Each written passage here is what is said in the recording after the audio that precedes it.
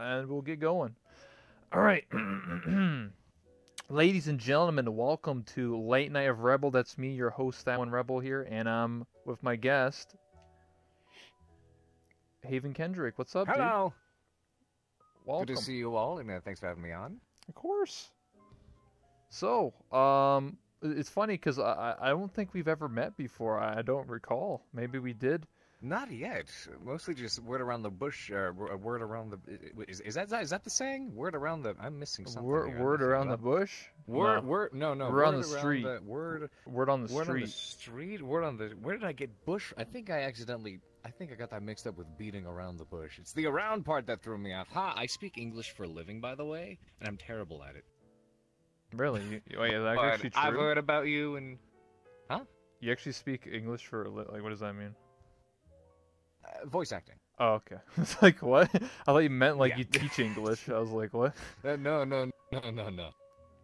No, I can hardly speak it myself. Goodness knows I'm never. True, man. I stutter sometimes. I'm like, I'm like, oh man, I'm just done. I'm donezo. But yeah, no, I've heard about the show, and people have heard about me, and I don't know how, considering I'm not as prominent as I used to be. I guess I don't know.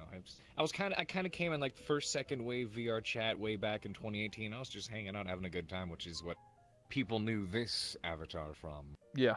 Which is what I'm sitting in right now. But at the moment, I'm kind of re-involved through Sentient RP, which I got invited to, which has been an absolute blast so far. So I'm really glad to be a part of that.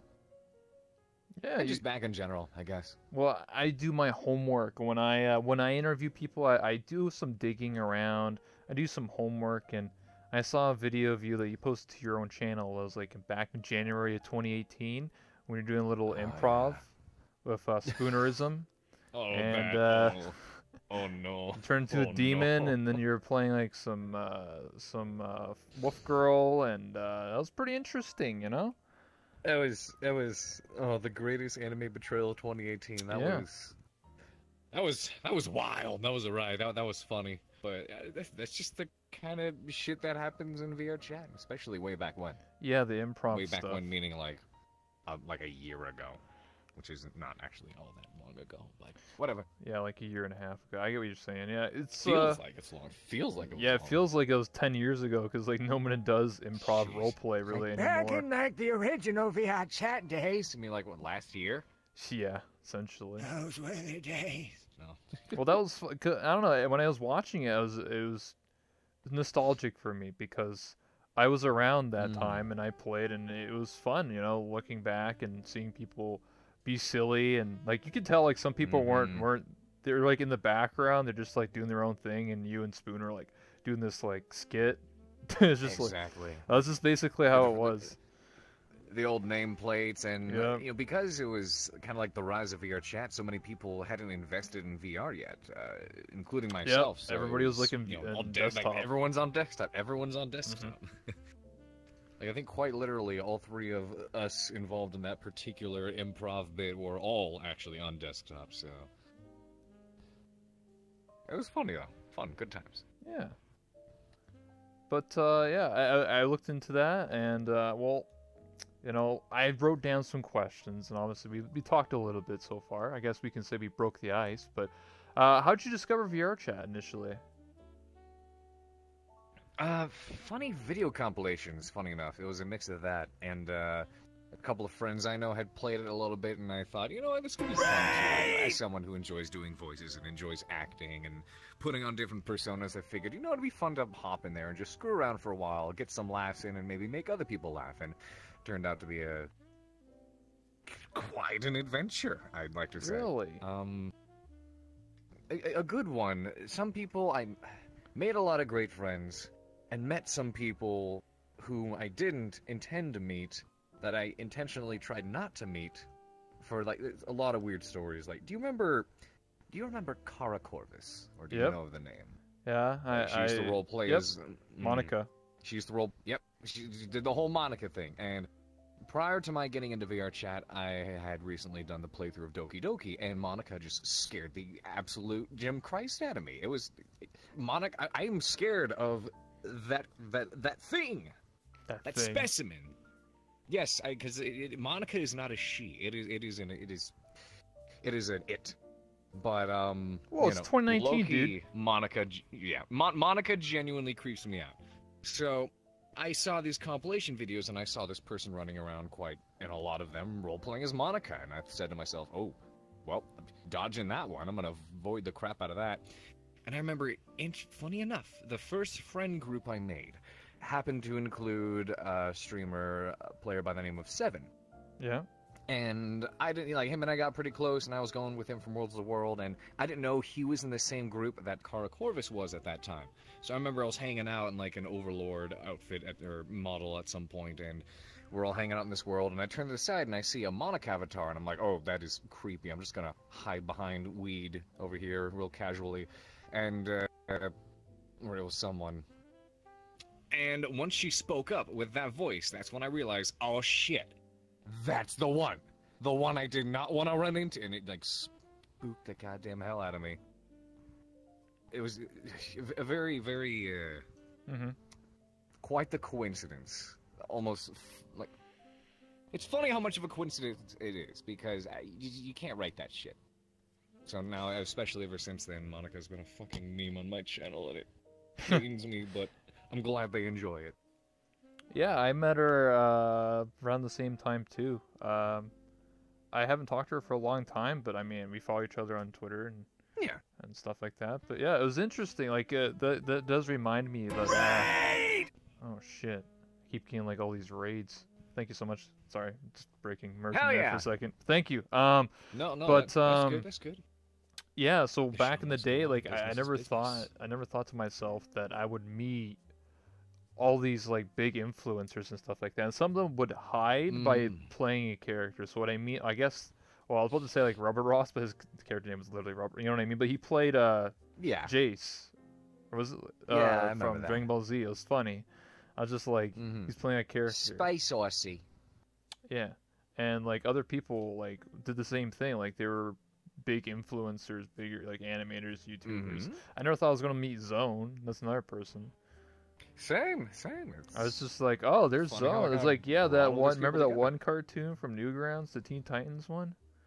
Yeah, we all know that one. Oh yeah, yeah. Thanks. But yeah, I just never thought that I would meet those people in like VR chat, right? I just think that like the only time I would ever meet somebody is at like a convention, and then you just shake their hand and be like, hi. You know, but like meeting them and you know being around. The funny thing was I didn't know a lot of them either. Like I was a part of Team 5, so I got introduced to like a lot of the bigger influencers, and some of them like were part of like Team Canada for Overwatch, which is like XQC, short for Aimbot Calvin. Yeah. A lot of those boys. And then I mean I played Overwatch, but I never really followed the esports scene. So I was just like, who are these people? And they're like, oh, these are like esports players. I was like, wait, what? I never thought I was gonna meet an esports player in VR chat. You know? Yeah, exactly. So. I've met there's been a big mix of influencers and people who even like their rise was in VR chat, especially who a lot of wholesome good folks, and also a lot of I'd like to say the polar opposite. I don't know, I've had my fair share of meeting someone that we've met before in VR, and I went, oh hey, you know, I don't know if you remember, but it's me, hey, very nice to meet you. At which point they'd give you a handshake, not even make eye contact, go exactly back to what they're doing, and I'm just sitting here like, alright, sure, dude, whatever. Oh shit. Just walked away. Yeah, I get what you're saying, yeah. Pretty much. But overall, I'd say I've made plenty of very, very good friends. Many of which, and most of which, I'd like to keep for a very, very long time. Same. I mean, some of my, I guess you could say, like, as an adult, I'm 24 now. I don't know if that's really old these days, but, like, you know, you have, like, you go through high school. I'm 25, fuck. And we have, like, our high school friends, then I'm in college 5th year, and I have college friends, but not so many. I only have, like, a couple, and then, like, the majority of my friends group are people that literally are from VR chat, and I talk to them, hang out with them every day, and stuff like that. I've yet to meet any of them in person, because I haven't been able to go to any conventions, but, like, I feel like they're, like, you know, like, some of my, like, best friends, like, just people just want to hang out. A lot of them don't play VR chat anymore, but we play other games and hang out and just have a good time, watch movies, anime. Same, same. Especially when I joined Ascension, because I took a big break from VR chat and just VR in general, and I was doing my regular stuff as a voice actor, sound designer, streamer, yada yada. And it wasn't until Wolfie GV. Yep, Wolfie, Wonderful. I know him. He reached out to me and he said, "Hey, I'm a part of this roleplay going on VR chat. If you'd like to join." I was like, "Oh, role-playing, I enjoy that. I could get involved." And he said, "Yeah, the setting is a military academy, and we need a very militaristic-like instructor." And I was like, Hell yeah. "Go on." Yeah, exactly. Military, that is my jam. That's what I do. So it's been a great time since then. And again, made incredible friends through the whole experience, and just the RP itself, I've been genuinely enjoying. Yeah, like it's crazy the amount of people. Like, I can go. I guess we might fuck it. Like, I was just gonna save this for a bit later, but I've done like a little bit of roleplay before VR chat, not a whole bunch. Like, I'm not a voice actor or anything. I just fuck around with your friends and improv and Most of shoot the shit. mine, yeah, this was my first like live action roleplay, because most everything I've done has been text based, if I ever did it. So I've done a bit of never that. really got the time to do much D&D just because of how busy I get. So it was hard to become a part of a campaign. But continue. But yeah, so when I first played VR chat, I explained this story like 100 times, but I played a character the entire time. I played Kenny K. Kona. So I was like, "What's up, bro? What's going on?" That was me. I played Kenny from Telltale's The Walking Dead. I used that avatar, but that voice, and I would just do that like nonstop, like 10 hours a day. So similar to how like people, like fun. Monica, Kara Corvus played Monica. I played Kenny, but I put my own spin on him and make him sound like he's from the country and like a hillbilly and like hated anime and weebs. Because everyone else is like anime and lolly, so I just thought it'd be funny if I was like the one like outlier, just random dude. It was either that or I was gonna use the oh god, what's his name from Borderlands? The guy who runs the shop, the mechanic. Guess I remember. Oh shit! Someone in the chat remember. Come on. Inform us. Scooter. And There get you these go. old gears See, of ours. that's why. Scooter. Yeah, there you go. I was gonna play, because I was two choices of importing models. It was either gonna be Kenny or Scooter, and I went with Kenny instead of Scooter for the voice. So, I mean, it's not even Kenny's voice. Kenny in the game literally just sounds like a normal dude, but I just made him sound like he's a hillbilly for no reason.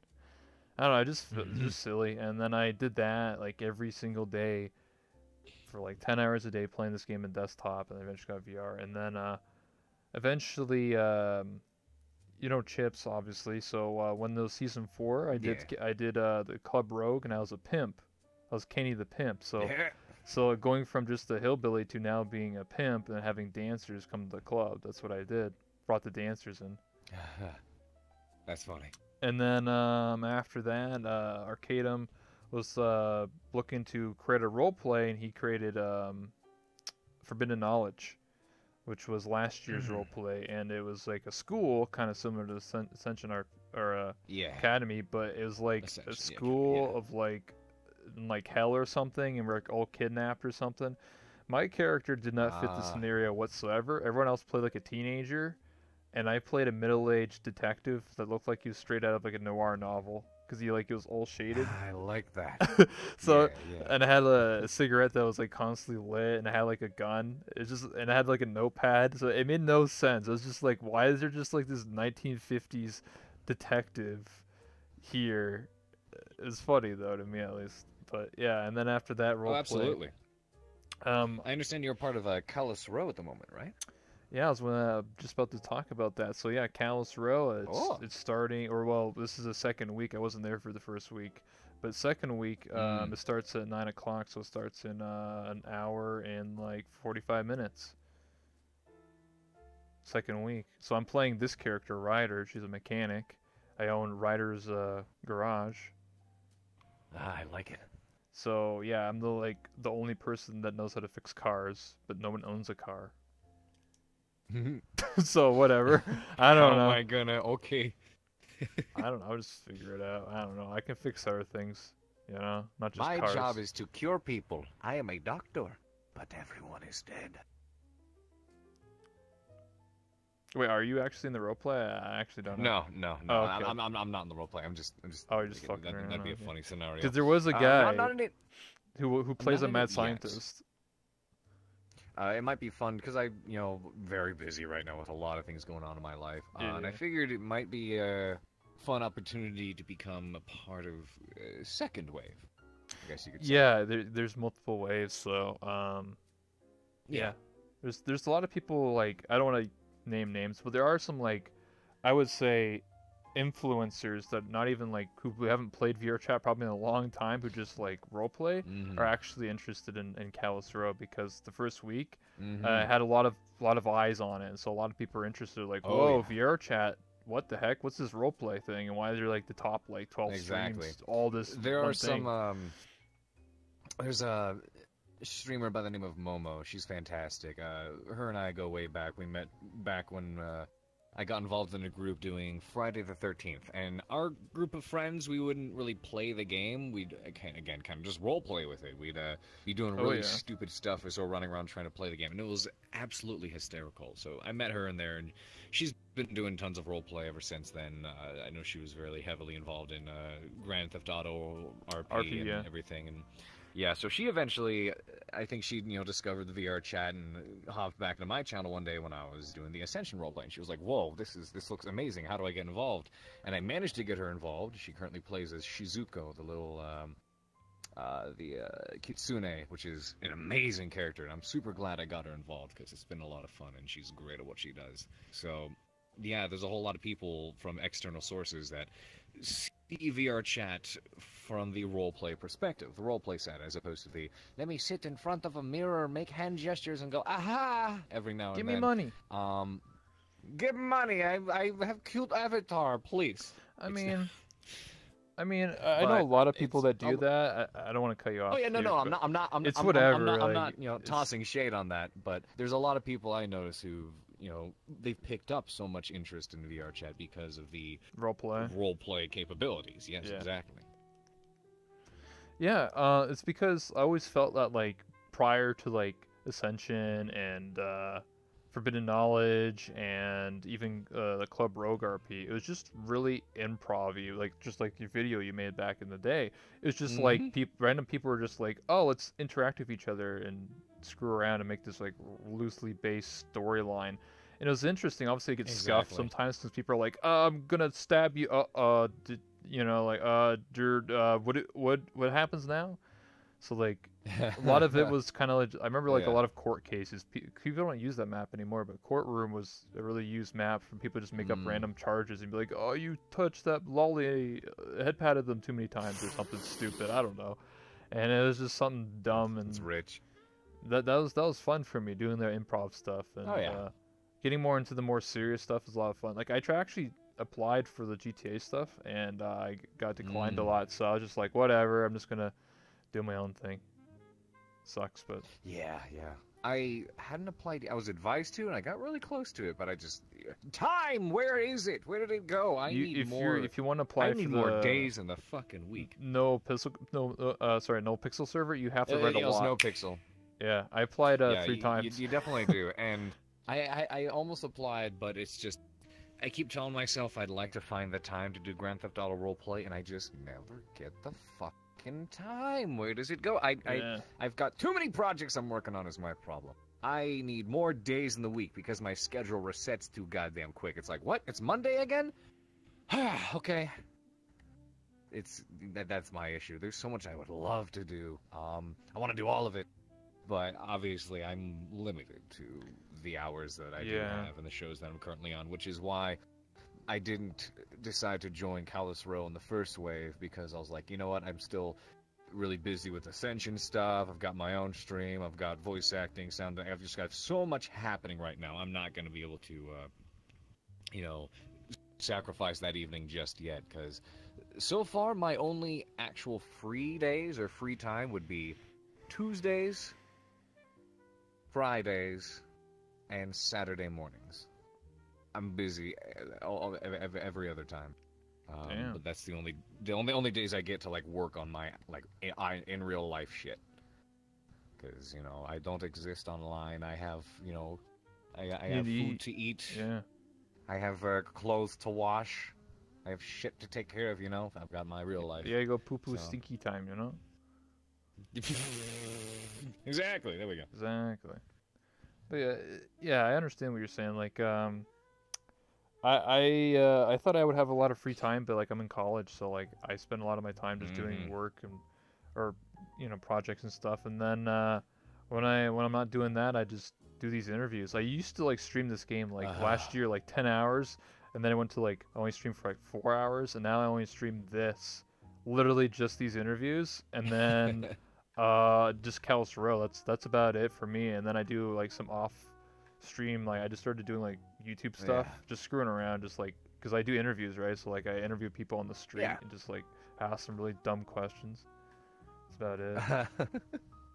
Yeah, I just released a new video called. So long as you love what you're doing. Yeah, it's called people in VR chat share their awkward moments. That's what it's called.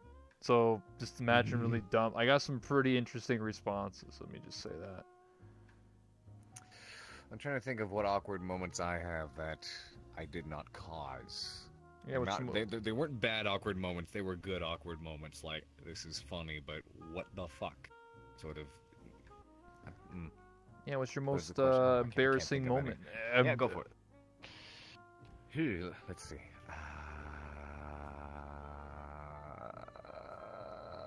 It's hard to say what my most embarrassing moment was because it's hard for me to have those. Because usually when I hop on a VR chat, I'm not attending or running around in VR chat as myself. I'm some kind of character. People knew me for this model, the Galaxy Bird with the big old echoey voice. Run around as a Warhammer orc and, threatened to smash Tess as a penguin. Except for she was actually threatening to smash me in that particular... That got really popular as well. A lot of people saw the orc and Tess clip. I used to run around and RP this big old green skin. So it's hard for me to have those, this was genuinely awkward, or I feel like I'm genuinely hurt or something, because I was always attending as a character, something disassociated from my actual self. Exactly, so everything had that barrier in front of it. So can't really say I have one, it's not that I can think of. Okay. That's okay, man. I mean, like, it's tough when I was asking people on the spot, too, for, like, the video, because, like, I had to cut out a lot of stuff. People are just like, for, like, 10 minutes, so I was just like, Yeah, exactly. But I do have some more questions for you. So yes, absolutely. My question is, so I noticed that you stream a lot, and that's like your primary thing is MechWarrior Online or MechWarrior. Yes, I do a lot of MechWarrior. That's actually what I started with. I'm partnered with BattleTech, and they sponsor my stream a lot. Which is funny story behind all of that. I don't know if you've played MechWarrior before, or BattleTech, or any of that. I haven't played. It was a lot of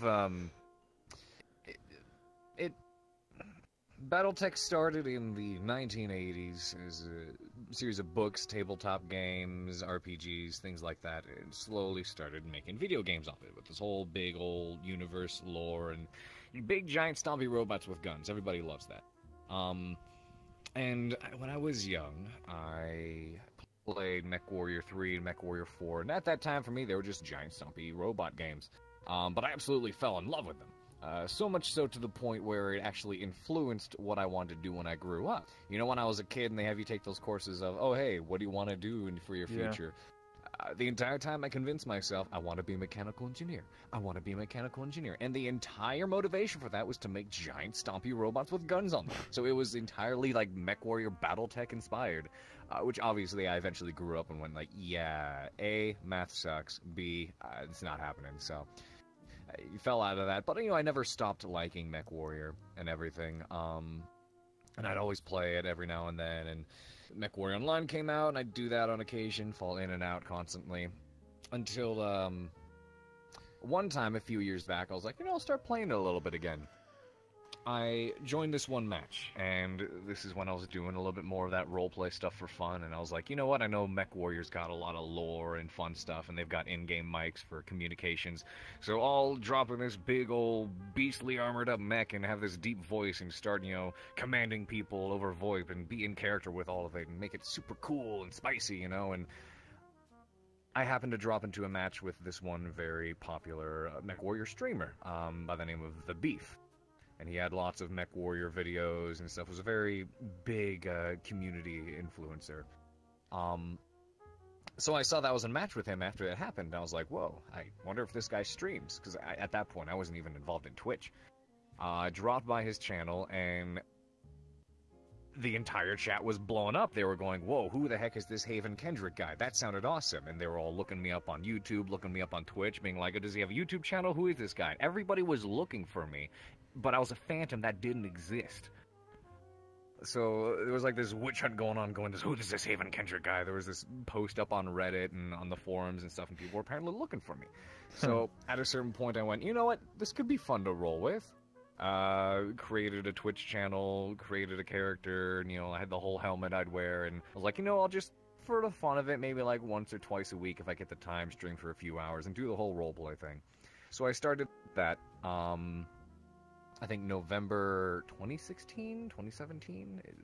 For me, it's been almost 3 years.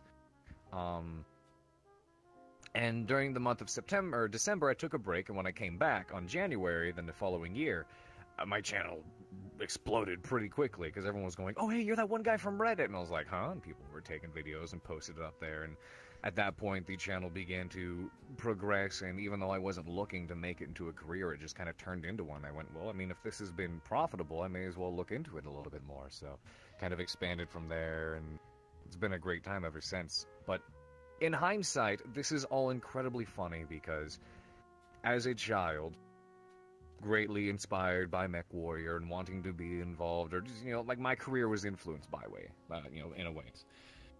And fast forward a couple of years, my career involves BattleTech still, but in a much different way. You know, I'm streaming it, I'm sponsored by them.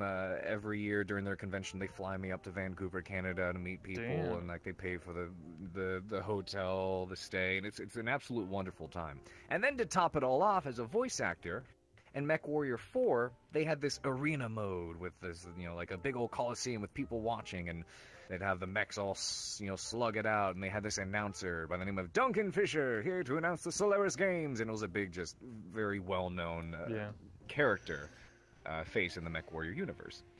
So fast forward a couple years, I'm involved with MechWarrior Online and everything, and then I get a message from the devs one day, and they say, hey, so we're introducing a Solaris Arena mode for MechWarrior Online, and we're bringing back the voice actor for Duncan Fisher from the older games. We want you to do a shoutcasting role next to him. So I reply with, oh, yes, I'd be honored. But internally I'm going, you fucking kidding me? Duncan Fisher, I grew up on that man. What the fuck? It was mind-boggling to me. That just that turn of events. I would have never imagined or dreamed ever that would happen. And albeit it was something small, but it's, you know, I managed to get really close to the voice actor for that, George Ladeau, an absolute fantastic man. It was just so wonderful. We bonded well, talked a lot, and it got to the point where he would say to the devs, he turned to them and said, hey, when I'm not really in the picture anymore for MechWarrior, I'm not doing this stuff, because, you know, he's an older gentleman. He said, and he turned to me and he said, I want this man right here. I want this guy to be your next big thing. I want him to take it over. And I'm just sitting here trying not to fucking cry. I'm going, this is too much. I can't. I cannot. It's how do you take that? How do you handle that? Yeah, it's so humbling. You just handled the reins of being like, I want you to be the next, you know, shoutcaster. I want you to be the next, basically, voice announcer for the game. Yeah, just be like the next MechWarrior thing, which is, it just meant the world to me to have his endorsement. The endorsement from the man that I literally grew up on is just mind-boggling. But that's been my involvement with MechWarrior and BattleTech, and I got really involved with that. Out of that also sprang my love for sound design, which is the other thing that I do now as well. A lot of the sound effects that you'll actually hear in the Ascension RP are ones that I actually create. Okay, yeah, because And I might end up doing that for Callus Row as well. I just have to finish talking to Arcadum about it and suggest so that, hey, I am available. So. yeah, because what do you call it for the RP? Um, so I did an interview with a bunch of people like Karita and them, like 2 weeks back in this room. It was a bigger set Mhm. because now I do more one-on-one stuff, more personal. But Yeah. yeah, so I was interviewing them, and then they explained all their characters and stuff like that. And I got a whole tour of the whole map. Like I got to walk through the whole thing and show everybody. Oh, that's so cool. And yeah, they played like a bunch of like sound effects and stuff like that. And I'm assuming that's all your work, so that's pretty cool. Mm-hmm. Because there's like a How long ago was that? I think it was like 2 weeks ago or something, maybe 3. Oh yeah, then those are definitely my effects then. Because there was like a 5-minute One like of- fight sound, like fight like they're I don't know, like fighting in the Oh, yep. mountains. Yeah, Yep, that's all me. awesome. That was cool because like There's I a was lot like of stuff, I was like, what is that? I mean, even for Halloween, I'm creating a bunch of fun stuff to play to creep people out, which would be a whole lot of fun. It's like Are you're you, walking through the woods and, Are you a voice suddenly actor in in the distance. Mech Warrior 5? They actually, as far as I'm aware, actually, no, that's That's NDA. under yeah Couldn't talk NDA. about that. Yeah, don't yeah, talk. It's NDA. NDA. Okay. NDA. Someone in the chat was like, "Are you?"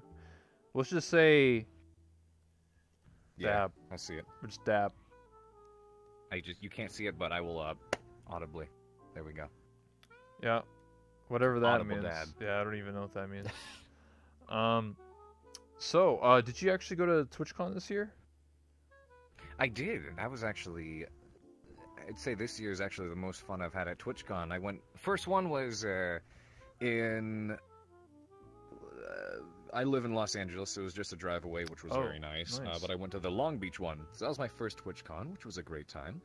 The second one, San Jose, had its fun moments, but overall the stay at San Jose was just an expensive nightmare. Really? And it wasn't a great con, that one. This year, however, was a lot of fun. Like, I probably had the most fun Did I've you ever had at TwitchCon this year. did you go to the VRChat meetup?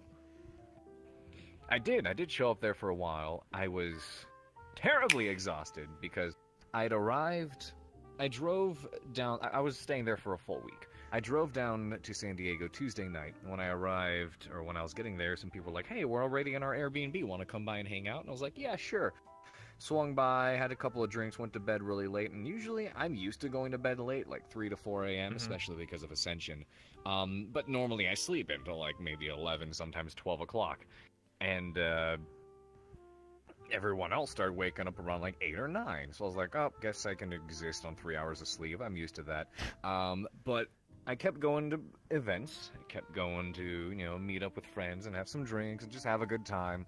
And that happened night after night after night. So it came to the first day of the convention. They had the VR chat meetup, and I'm existing on between like the last 3 nights, I'd say cumulatively 5 to 6 hours of sleep, like actual sleep between 3 nights. So when I was there, I was, having fun and meeting people and having a good time, but I was actually painfully exhausted. Like I've never Internally been... dying.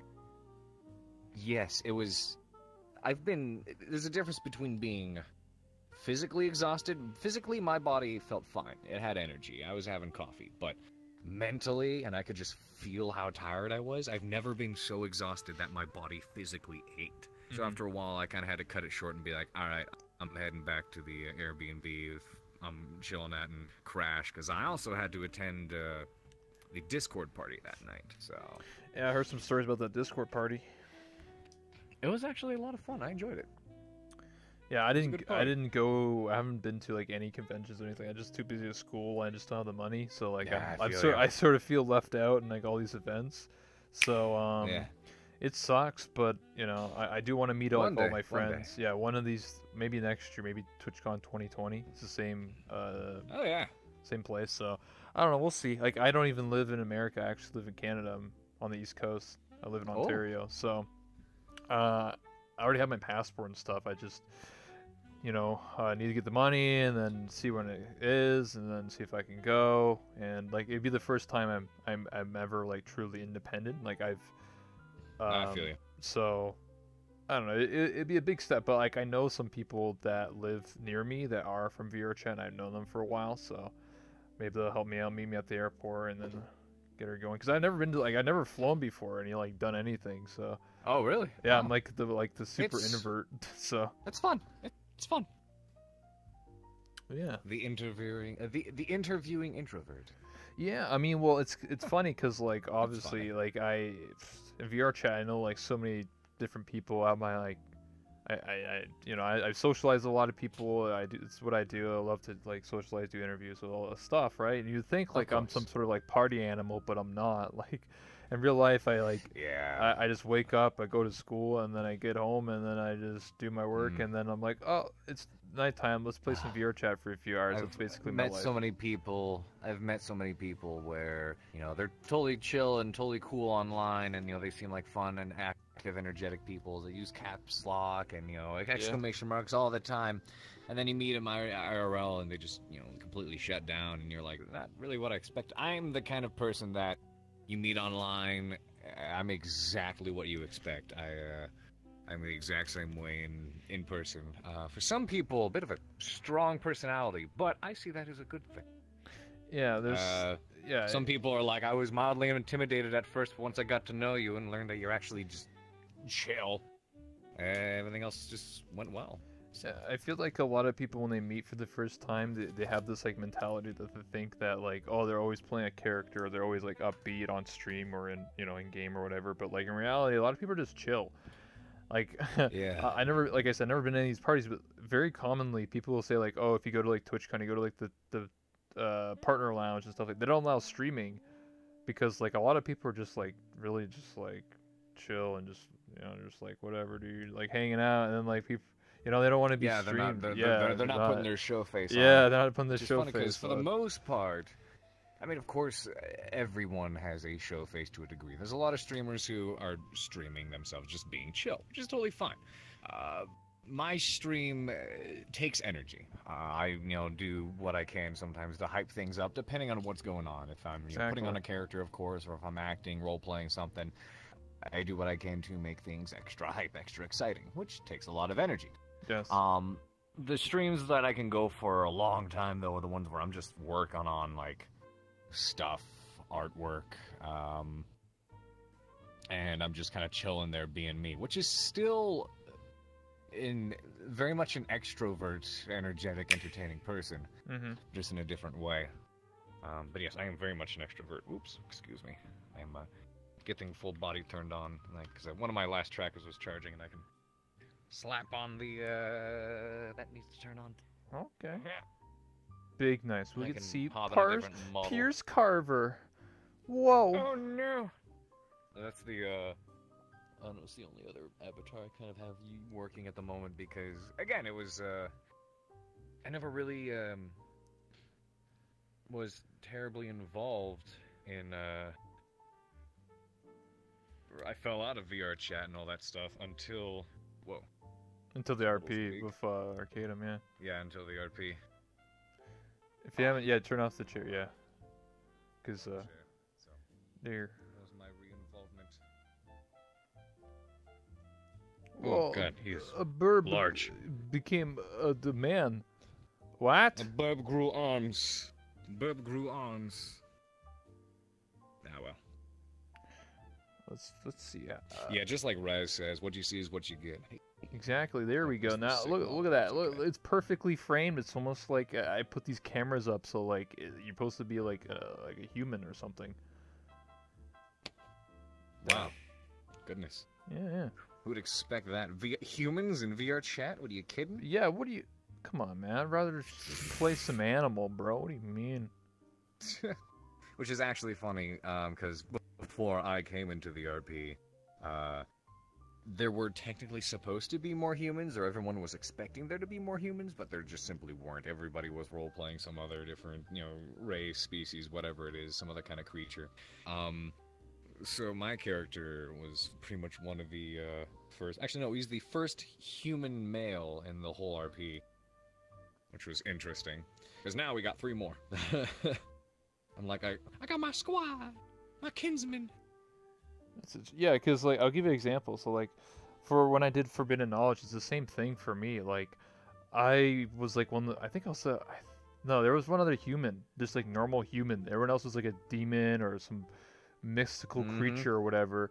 And it's the same thing for Callus Row. I'm just a human. Like there's like a lot of people play like I don't know why, but like I just like playing a normal person with like no special abilities, and then you just like become, because there's a story arc with it, right? Like you become stronger, you learn stuff, and I feel like it's a challenge, right? I'm playing like on hard mode where like other people rely on their powers or abilities to like get around stuff. Yeah, it's it could be a convenient I guess RP, I don't really want to use the word excuse, but a convenient explanation, I guess, is for like the way certain things they want to happen. Yeah. One of the reasons I enjoy playing some of the simpler characters at times, like, you know, say for example, human, when they said, can he be a human? I'm like, absolutely, I will definitely be that. Is because lots of people like to be the extravagant big thing with a crazy backstory and all this plot and culture and so when you have someone who's more plain, at least, you know, species-wise, it adds a lot of makes you more relatable. Because like how do you, I'll give you an example. So like how do you relate to someone who's like a demon and they it provides like, contrast. Yeah, or contrast. Contrast. Yeah, but because now this person who's so extravagant and different. Because the moment everyone's this big, oh, I am this crazy demon from the whatever, oh, I'm an angel from this place, exactly. I'm this crazy alien, I am this, you know, world-ending dragon, and everyone's just so extravagant at a certain point, you're like, so no one really is, then you got the one guy who's sometimes the most interesting character amongst everyone, that guy sitting there going, hi, I'm Bob, I used to work at a Burger King, I got fired last week, hi. And now I'm here. Yeah, that was... Now, suddenly everyone's attention goes, I want to know Bob. You know, that kind of thing. Yeah, because I feel like people just, like, develop these, like, crazy... Like you said, like, just these massive backstories for these characters, and I just sort of, like, I'm falling asleep half the time, because I'm just like, okay, like, whatever. Yeah. And I mean, that being said, doesn't mean, of course, especially as... You know, as a human, Pierce still has a lot of backstory and a lot of history, and it just gets interesting. But the nice thing about it is there's far less to explain, because in real life, we're all humans. Exactly. We all understand how humans are. Yeah. As opposed to, I don't feel that way because dragon, or something. That's why a lot of people obviously play characters that they're not, like a demon or whatever. I understand. I'm not, like, shitting on people that, like, want to play something else. It's just, like... I don't know, playing that average human and then like not having to rely on my. I'll give you examples. So like not Callus Row. Club 4. Season 4 role play with Chips, the Club Rogue RP. When I played a pimp, everybody played like has some sort of ability or some power or whatever, and some people even like went to a beyond and above, like. They play like gods and stuff, and they were always like, "I could cut you in half with my pinky finger or whatever." I was just like, "Okay, dude." There's only I've only ever rarely thrown a character in there that was just that powerful. But there's always some kind of twist or some kind of spin that makes it interesting. Like, say for example, we're slowly like. I started hopping into Neko Knights as the Galaxy Burb. Ekrit was the name someone came up with, so we stuck with it. And I was like, if I wanted to actually roleplay this character, I'm not sure what I'd make it. It'd probably be, you know... Obviously, I'd still try to play him in a ways to have fun, but give him a story or whatever it was. And I kind of helped let people shape it a bit. Some people would suggest things or say stuff, and I'm like, oh, that sounds interesting. So I was role-playing with a guy by the name of Savage, Ranger Savage. Absolutely fantastic dude. Great at what he does. And whoops. Whoa. That happens. And, it got to the point where they were talking about, or he was talking about the stories of these things called Star Eaters, and these terrible, like, you know, almost like a Catan, and these big old creatures, and I was like, huh. I could totally make Ekrit this big, what is, as legend says, this terrifying devourer of stars, destroyer of worlds, but legends place this being in the, you know, in the cosmos to be this terrifying creature that whispers promises of death across the light years, and he's really just this weird little thing that floats around and, you know, may accidentally absorb an entire star or a sun. So while everything's true, his character is entirely different, and he's just this little awkward thing. I don't know, I'm working with it, but find, you know, fun ways to play off of that. So if he does, for whatever reason, have these godlike powers, he's still a fucking awkward, kind of dumb little bird. Whoops. Switching angles here. Yeah, so what I meant by, like, not just, like, god powers, but, like, some people would just be like, oh, I could just turn invisible because of reasons.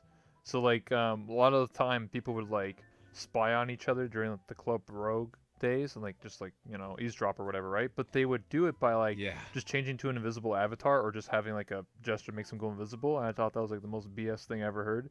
Because, like, because, like, if I had nameplates on, I could see they're just, like, standing there, like, standing in between two people, and just not saying a word, they're just sort of, like, there. And they're like, oh, now I know this information. But for me, I played a human, so, like, I eavesdropped on people by not changing my avatar or using any special abilities. I literally got on the ground. Yeah, I had to sneak around. I got on the floor, like, in real life, and, like, was, like, proning, and then I hid behind, like, a couch, and, like, for 20 minutes, no one knew I was there, but I was eavesdropping and heard all this background stories and stuff. Yeah, if Pierce is eavesdropping, he's gotta find sneaky ways to do it, and once the conversation's done, he's like, alright, I gotta find a way to skedaddle out of here and not get caught. Yeah, it made it interesting, and when I played a pimp, I had the dancers spy on people for me, so I used my resources to get information. When other people just sort of magically, either they metagame, I don't know, but I think people did metagame in that RP. There's like no way some people figured out something. Happens an awful lot. Yeah. I don't like. I do watch other streamers' perspectives to see what went down because it's you know, I enjoy seeing their interactions. I enjoy seeing the story unfold on many different sides. But I don't let that leak over into, what my character would know or what my character does. Because obviously, the things that he goes through, that's all he's going to be aware of. Everything that is streamed on my end is what he knows, unless he's specifically told to by someone else. But, yeah, I know people that would, like, watch someone else's stream. Why does that keep happening? Fuck. Hey, wake up, stupid hips. Okay. Do you have wireless?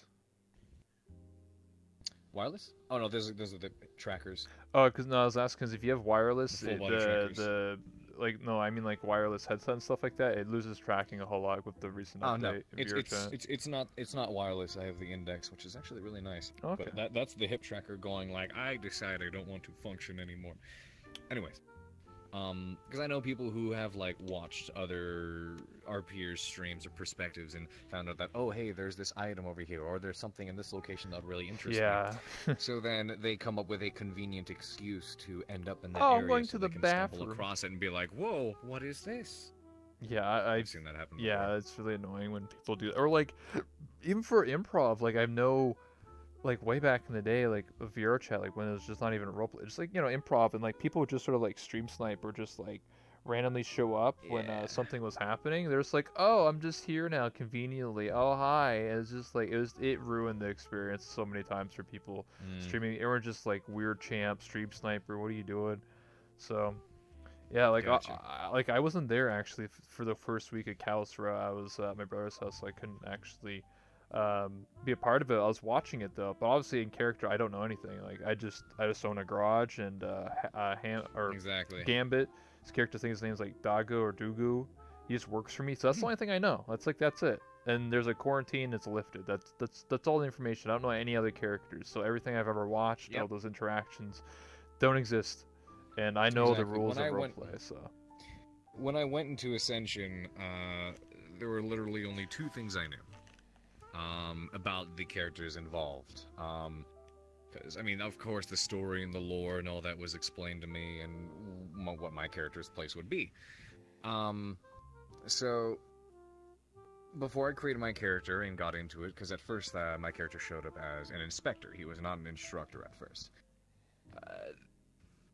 All I knew was there was a character that was a merfolk, like a fish person, and there was a character that was like at that time, what I thought was like were-spider, a spider person, just someone who turns into a spider.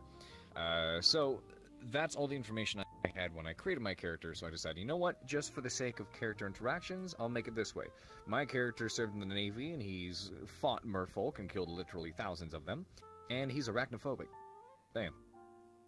That's all I came up with, and the rest of it just organically unfolded from there, and it's been amazing.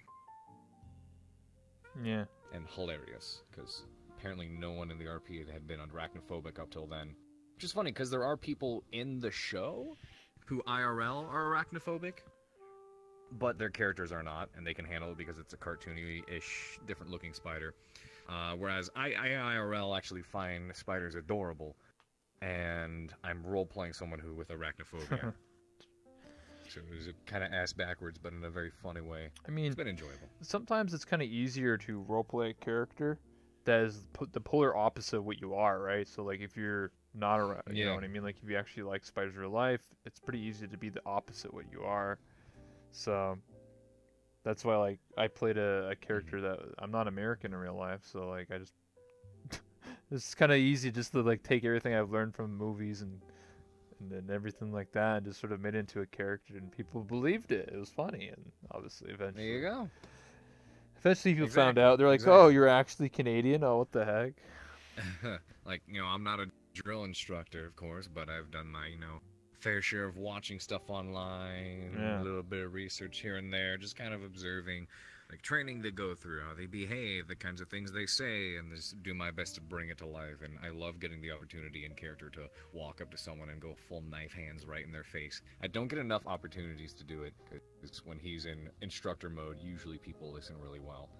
But whenever Aw, man. someone fucks up and I get to scream in their face, I adore it. I'm like, thank you for screwing up for me. Does anyone ever do push-ups? Someone needs to get in full bite and start just doing push-ups. Oh yeah, I've had that happen. Actually, the first time anybody saw his drill instructor side is when he pulled two students down to the front during class who were screwing off, and he looked at them both and he said, "Front leaning rest position now." And they're sitting there going, what? You know, it's a military academy. He figured at this point they would know, like, military terms like that. Front-leaning rest position is basically push-up position. And he was just appalled that they didn't know that. He, you know, shouted in cadence, and they're like, what? And he's like, oh my fucking god, in cadence! God damn it! It was a whole lot of fun. It was great. Yeah. I just think it's interesting when you get into roleplay and like, you know, interactions and stuff like that. I think that's what a lot of people like about VRChat, or at least for the roleplay part of it, because it's not like a movie, right? We're not like being told lines. We're not like say this line here and then transition to this area. It's very there's It's not written. Yeah. There are certain things that are planned. Like Like there's events, no like, specific scripting. Like there's a shipwreck. obviously, especially if Monsters are obviously if attacking it's the events, school. especially ones that you have to have like, you know, assets for and everything. It's certain things do get discussed and certain things do get planned. Like, say for example, it's like, hey, what if our characters had an interaction like this? Or we may discuss ideas and be like, what if this happened between us, or we got to this place? But beyond discussing the ideas or specific events that we want to see unfold, there's no specific scripting in regards to what people say. All that's left up to roleplay. And more than half the time, it's like, we discuss an idea, we hit the RP, and we just start in character, hinting at it, or slowly working towards it, and eventually Yeah. we're like, yes! We fucking got there! That was amazing! Well done! You did that one thing I did not expect, and it was amazing. Exactly. It's So there's definitely no line reading, which is amazing. yeah, I think that's more like setting up like movies or videos and stuff like that. There's like people that have done Mhm. like movies in VRChat, some like short films and stuff like that, and they're like all right. But me personally, I prefer the improv or the being set in a setting. yeah. Like that's why I like GTA 5 RP so much, because it's just you create your character, you create a little backstory, and then you just go in and interact with people, and then you learn about bank heists and robbing Exactly. people and murdering people and, it's- whatever. Because That's what unless, made it fun. especially if you're a very well-adversed writer, you know, it's hard to make an interesting story, and being able to watch so many events and things unfold in an organic way amongst people who are very talented at keeping discussions going or bringing up interesting situations is a whole nother level of entertainment, because especially since you're just doing you in the moment You're not trying to think of anything, or you're not scripting anything. It's a whole lot easier for people to make mistakes. And by make mistakes is do something in RP that they thought was fun at the time that turned out to have consequences. And they're like, oh, fuck. Exactly. Shit, I need to deal with this now. And in character, they're like, oh, damn it. But out of character, they're like, that was amazing. Like, there was this one episode, a lot of people would know, where Vaughn, a particular instructor, was introduced to be a squad leader, and he's one that the squad just does not like at all. So the entire mood around the entire day, because all these terrible things kept happening, was, oh no, everybody was in a terrible place mentally. Everybody was stressed out and freaking out. And in character, everybody was an absolute wreck. But out of character, we all turn to look at each other and be like, this was one of the best episodes we've had so far. It's Yeah. like a whole flip side to it, because so much juicy stuff happened. Yeah, Chrono Gear, exactly. Yeah, like Just looking at chat. yeah. I can see chat finally looking at my hand because of Oculus, so it's. Your chat is my chat. But yeah, like there's a lot of crazy moments that happen in like role play, and I feel like I think GTA is the largest RP community, I believe, on Twitch. I think after that was like Yeah. D&D or something like that, and then I don't know any other game that does role play besides VR chat. I'm not well versed, but I like what do you think about VR chat roleplay? Do you think it's going to get more advanced as time goes on? Do you think maybe some other game company be like, hey, let's take, like a GTA-esque I game, definitely but think so. shove VR into Mhm. it? Because I feel like VR is the next future for a lot of gaming, and For a lot of especially games, roleplay. absolutely. Oh yeah. I see it definitely being something that people can expand upon a lot once you get more games, more tools, or who knows, someone might release a game that's, it's VR, it's multiplayer, you enter, like, imagine, like, a big MMO kind of world, like, say, take Skyrim VR. Make Yeah. it multiplayer and make multiple people being able to do their own things in different places. That's, like, kind of naturally in and of itself something you could roleplay with tremendously so. Because when it comes to VR chat, everyone's able to upload their own avatars and their own maps and everything, which is really, really nice, but I definitely see people creating virtual reality multiplayer games set in an RPG setting that would be very easy to roleplay with. Sword Art So Online. that could be something that'd be really cool. In a ways, yeah. Yeah, I mean, I don't know how long away that is. I think, well, Udon's coming out soon. If you don't know what that is, it's I do. okay. So for anyone who doesn't know, I explained this like 1,000 times, but in case someone doesn't know, for short, Udon is basically coming by the end of this year, so at the end of 2019. There's going to be this thing called Udon. It's basically tools that allow you to make advanced maps and allow like triggers and settings and events for map Scriptings creators. and things Scripting, like that. yeah. So basically, be able to Yeah. make really cool maps. So if you were to make a really cool event or a game mode or something like that, it's going to make that much easier in VR chat. So that's going to be awesome. Exactly. But I think it's Hell yeah. obviously going to improve roleplay. But I do think that I don't know if it's going to happen next year or 2 or 3 years from now. But I do think there's going to be a game that's like VR chat, but just like has better just overall experience, and I feel like better setting. I mean, obviously, like creating like with VR chat, you could make like a whole RP that's literally just about like the 1940s and like like a Yeah, mafia exactly. setting or whatever. You could do whatever in this game. But I think maybe a game in the future may have like that as like a backdrop where it's just like it's all set up for you. And I feel like, Yeah. well, I think like the best, what I really want, I talked about this before, is like a GTA game, but it's all VR. So like, just take GTA 5, but just Oh, yeah. slap VR in it. I mean, you know what I mean? Like, don't just because like That'd be a you good can't idea, yeah. port. I mean, people try to put Yeah, of course. port it, it just doesn't work really well. But like if it was built from the ground up and it was like supporting, I think that would be huge for people because people have to play think so, too. paramedics, cops, Absolutely. robbers. I think that'd be really cool. And then obviously you have like AI to fill up the other areas of the game. But Yeah. I think I it'd mean, be as really someone interesting. did mention, it's, I guess, the another downside to that is just how expensive running VR can be. Of course, you got to get the headset, course, you got to yeah. get the proper hardware for it, which maybe later down the line you'll be able to get and invest in VR for a little bit cheaper. We'll see what happens. But Yeah. yeah, well, we've been going for just over an hour now, and Mm. I like to start Are there any taking. more questions that you had? Well, I have like a bunch, but there's So- always sorry. there's always I'm there's, very good at keeping conversations no, going. it's fine because technically speaking, people are gonna come back for another interview at some point in time later on. Yeah, So that works. I always save them for later.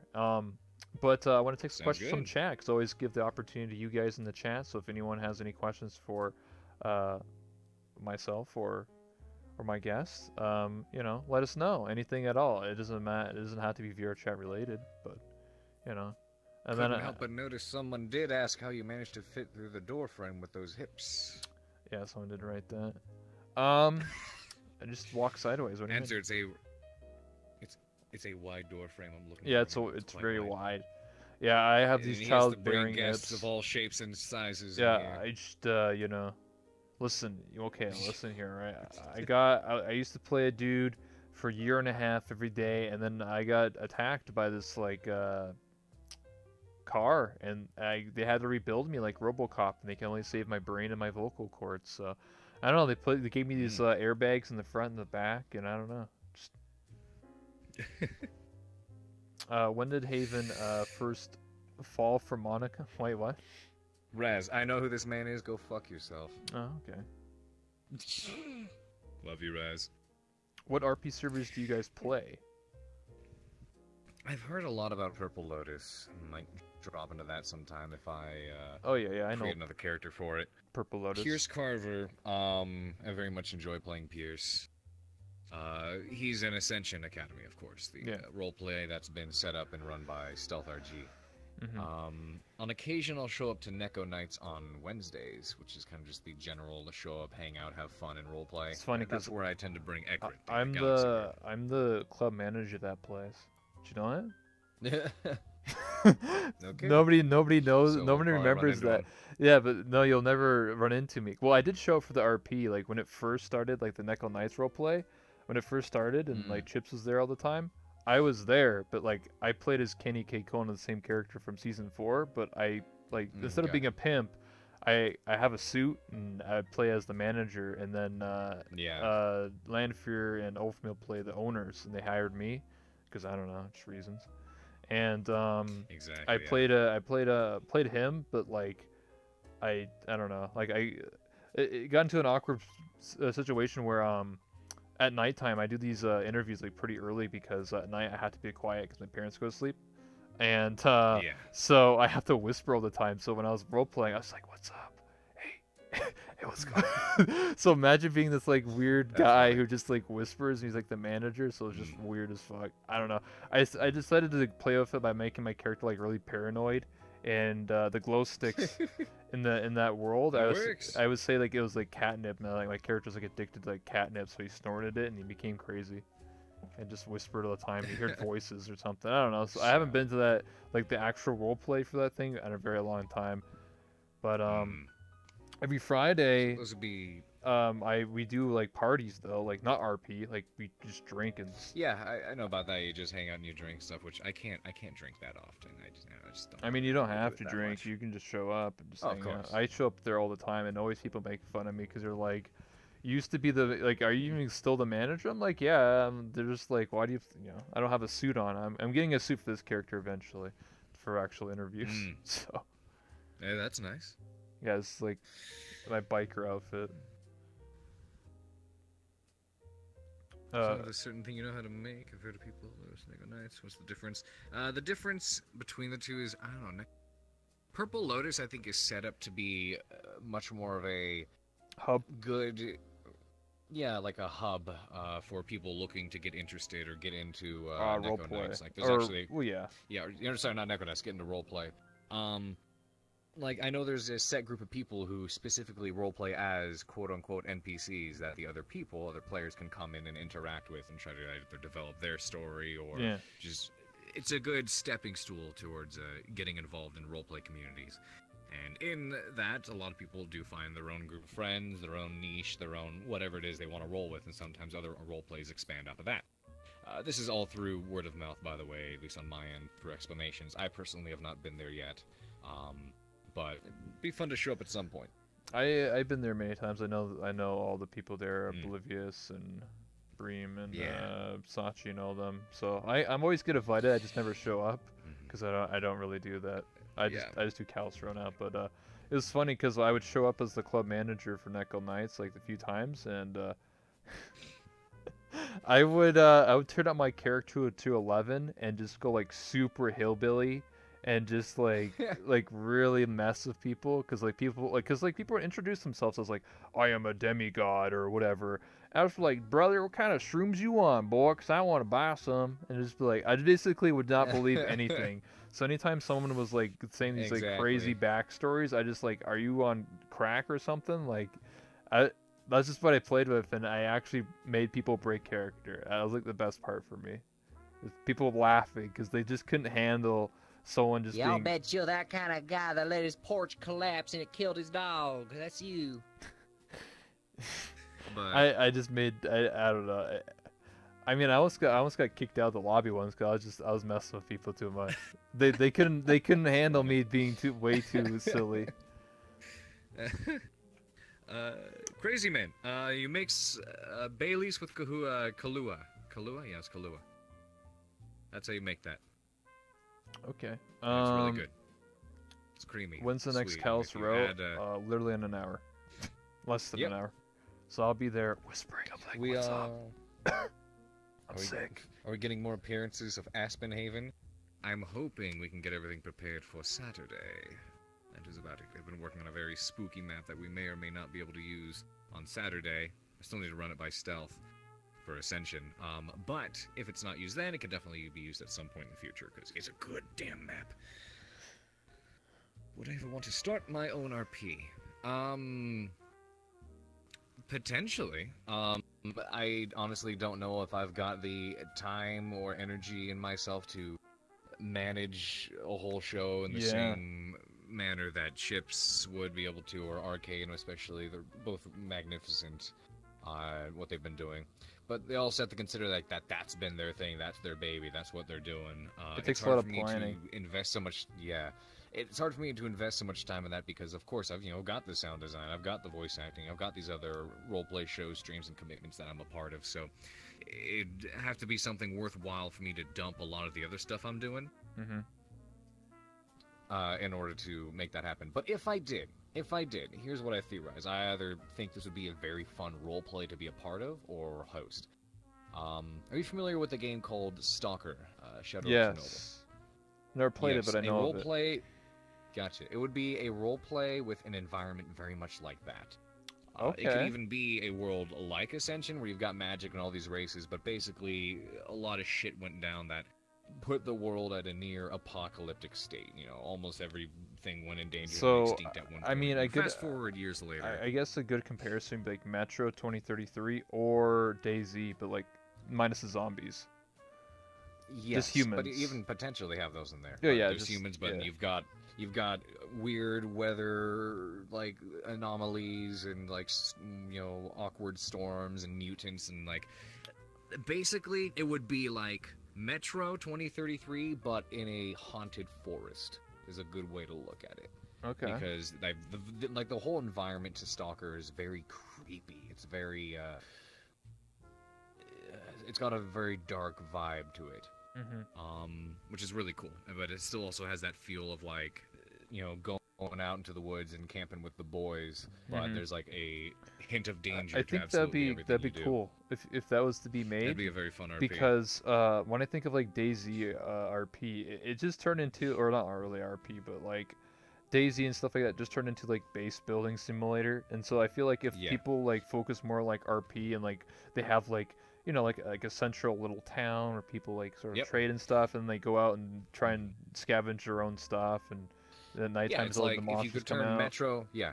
If you turned Metro into a role play and it was not different urban, stations, snowy environment, and it was in like these dark forests and woods and like ruined buildings and smaller areas. That I think would be a very fun role play to either be a part of. If you had a map that was that size, like where you had it'd take like literally an hour of walking to get to like the next station or next like base camp, and people like live there, and they just sort of like sell goods and stuff or whatever. That'd be really cool for roleplay. Yeah. Raz, Orky Slice of Life RP going to happen. That'd be fun to do at Neko Nights again at some point. I'll have to determine when I want to stream that again or when I want to do that again. Since you're a voice actor, have you ever voiced any indie stuff like animations or games? There's certain things that I'm currently working on that are under NDA. I've done a lot of voice work for Alpha Buse's Warhammer 40k parody series that's actually really popular called If the Emperor Had a Text-to-Speech Device. There's a lot of big people into that as well. I've done a couple of various different services for people as far as like ads or commercials or phone things, whatever it is. There's a game called Project Wingman that I'm currently on cast for. There's MechWarrior Online, of course, and then we've got our upcoming MechWarrior 5. And there's also, if you've seen the old arc of course, the stuff I'm sharing with you here, those names are the ones that I do under the name Haven Kendrick. Haven Kendrick is not my real name. There's a lot of work that I have done under my real name, but I like to do my best to keep that separated from my stream persona. So I don't share those ones. And there are some projects I'll do the voice work for, and I'm like, you know what? Label me as Haven Kendrick for this one. Like, so my DBA, my doing business as. But if you've ever watched the English dub for JoJo's Bizarre Adventure, it was the first season, the old or like the New England arc, or Old England, whichever one it is. There's a bunch of additional voices I do in that as well. So really? Because I watched that. Yeah. No, I live I'm a 20-minute drive away from Bang Zoom, which is one of the 2 studios in the United States where they do a lot of primary English dubs. Funimation being the other one in Houston, Texas. Yeah. Bang Zoom is the one over here. They do a whole lot of stuff from Aniplex, Sword Art Online, Konosuba, JoJo's Bizarre Adventure, the Fate series. There's a whole lot that they dub over there. We'll take one more question and we'll wrap it up. Sounds good. Do you have full body to do RP? It's not required. I mean, I don't have full body. That's literally what my donation goal at the bottom is for, to get indexed. You definitely don't need to have full to. body. There's No, a lot you of people who do. Yeah, there's a lot of people who do RP that don't have full body. I mean, there's text-based RP. Come on, like, you don't need... Yeah, exactly. Or desktop, I mean, you know. Mm-hmm. Let's see on this one. How's that work on that dating sim going? One last thing I guess I'll share and we'll wrap it up. This is MechWarrior based, and it's something we were joking about forever and we feel needed to exist purely on principle. Because in MechWarrior, or Battletech, there are so many innuendos that are just incredibly easy to make. Just different mech names, different weapon names. It's so easy to do. Like, you've got this mech called a Bushwhacker might walk up behind another mech called the Cougar, and it'll, spray its hot SRM, which is short-range missile load, all over its back, and just terrible things. Like, there's a weapon called a rotary autocannon, RAC for short. So we know this mech over here's got a nice pair of racks. In particular, 2 rotary autocannon 5s, and there's just so many innuendos in it, and we kept making them time and time and time again, so we went, you know what? We're all fucking weebs, here's what we're gonna do. We're actually going to write out a small visual novel that is, you got the mechs. It's terribly weeby, terribly cringy, but it's supposed to be. That's the whole idea. You've got Pilot Coon, or whatever the hell his name is, in the Battletech universe and everything, and his mercenary squad. And you've got the 6 girls who transform into the mechs that he pilots. And each one of them's got their own, character archetypes and stuff, and it's terrible. And we've been getting art done for it and everything. We've got these delicious-looking sprites and writing out each individual arc for all of them and throwing in as many awkward, weird arcs or innuendos as we can, and it's fantastic. Progress is being made. We kind of have to limit ourselves to the schedule of the artist as well, because there's a lot of other things that she's working on, but it's underway. It's terrible, but it's amazing. Awesome. So there's just going to be some interesting stuff coming out. Oh yeah. We've been going on for, like I said, over an hour now, and I like to try and keep to a time limit at least, or at least can't go on forever. Absolutely. Also, when Callus Roast is going to start within the hour. So, Yeah, before you go, exactly. I like to ask you, is there anything that you have going on? You know, this is a time where you can plug yourself, say like, hey, this is what I do, where you find you, Twitch, Twitter, YouTube, Sounds good. projects you're working on. If you ever find anyone anywhere by the name of Haven Kendrick, it's definitely me. On Twitter, it's Kendrick Haven, however, the other way around, because for whatever reason the first one was taken. But you can find me right here on Twitch. I stream actually rather often now, especially there's a whole lot of stuff that I work on in regards to sound design or artwork or map creation, whatever it is, that I'll decide to stream as well and just hang out with chat if I'm not doing my main show. But I'm live a lot. That would be Haven_Kendrick, the same name that I go by in VR chat. Maybe going live tonight, just to work on some spooky stuff for Saturday, for tomorrow, for Ascension. But other than that, I've got Ascension happening 3 times a night, which would be Monday night, Thursday night, and Saturday nights. I've got my regular day show, which is with Mech Warrior. That would be Mondays and Wednesdays around noon Pacific Standard Time. And usually I try to do spooky Sundays when I do my scare games with jump scare alerts, and it's absolutely terrifying.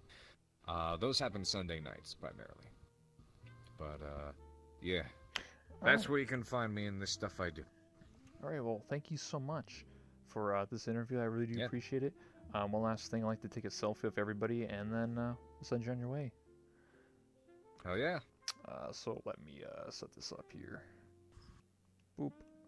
I have to turn off the camera, or the... It's the Carver sick avatar, but that's fine. That's okay. Yeah. This boy was dying.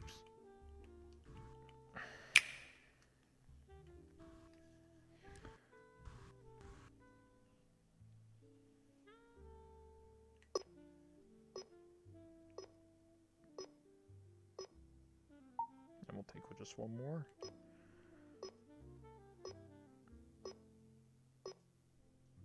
Boom. Thank you so much. Bam. Yeah, thanks for having me on.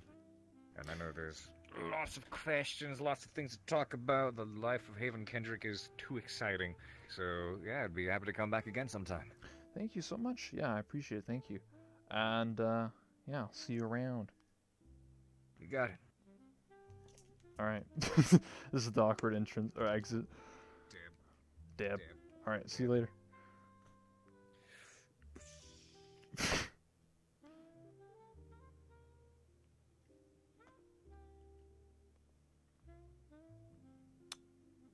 Alright, thank you so much. So we're gonna get into character now. Whatchamacallit? Callus Roast's gonna start soon. And, yeah, thank you so much for the interview. I really do appreciate it.